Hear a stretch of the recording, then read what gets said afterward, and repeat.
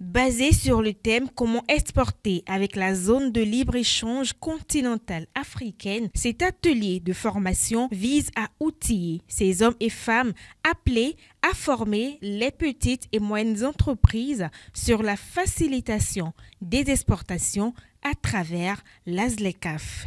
Nous avons rassemblé ici les techniciens des institutions, la Chambre de commerce et d'industrie du Bénin, l'Agence pour la promotion des investissements et des exportations, la douane, le ministère de l'Industrie et du Commerce, la direction en charge de l'industrie, pour qu'ensemble on puisse s'approprier des tests de la ZLECAF, de tout ce que ça offre comme opportunité pour les entreprises afin de pouvoir leur parler et les préparer pour aller sur le marché. Au vu des réalités inhérentes à l'exportation, les entreprises d'exportation sont soumises à 4 étapes fondamentales. Premièrement, il faut se préparer. En tant qu'entreprise primo-exportatrice, il faut mettre une stratégie export. L'export, c'est une fonction stratégique, c'est-à-dire qu'il faut investir dans le processus industriel, dans les équipes RH, d'avoir une équipe qui sera dédiée à l'exportation. Ça, c'est fondamental avant de se jeter dans le processus d'exportation.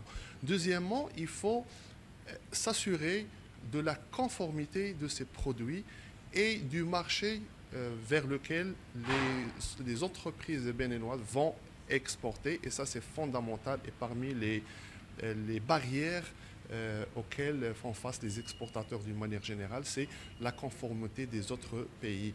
Le troisième aspect est important, très important, c'est la logistique et justement comment livrer ces marchandises vers les pays importatrices. Ça, c'est très important de voir comment je peux exporter. Est-ce que par voie aérienne, est-ce que par maritime, est-ce que routier.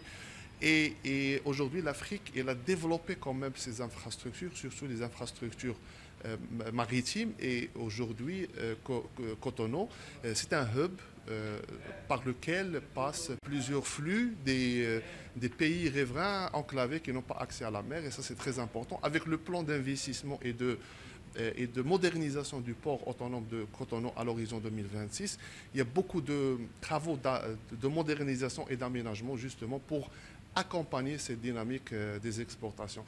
Le quatrième point, en termes de processus d'exportation, que chaque entreprise exportatrice béninoise, c'est comment financer cette exportation. Parce que pour exporter, et là on parle des PME et très petites entreprises, le financement, c'est un obstacle et c'est une opportunité. Donc, il faut vraiment modéliser son plan de financement justement pour éviter les blocages en termes de financement et en termes de trésorerie. Ainsi, pendant 2 jours, une diversité de communications sont prévues au profit des chefs d'entreprise et opérateurs économiques pour faciliter l'atteinte des objectifs fixés.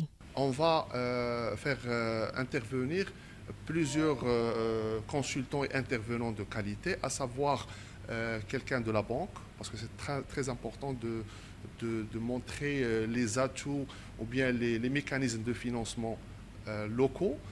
Ensuite, nous aurons quelqu'un du ITC de Genève qui va parler d'un système ou bien d'une aide à la décision digitale qui a été développée par ITC et Afreximbank, notre sponsor dans cet atelier. Nous aurons également quelqu'un de la douane locale qui va parler des formalités douanières ici au Bénin. Et bien sûr, nous aurons d'autres consultants qui vont enrichir l'atelier. L'atelier se veut un atelier interactif, un atelier de partage et d'échange parce que nous aurons en elle et certains qui ont déjà exporté. L'idée, c'est bien sûr, c'est de dégager des idées, dégager des solutions en marge du renforcement des capacités. Faut-il le rappeler, la zone de libre-échange continentale africaine vise à créer un marché intégré pour le commerce des biens et des services ainsi que pour la circulation des personnes et des capitaux.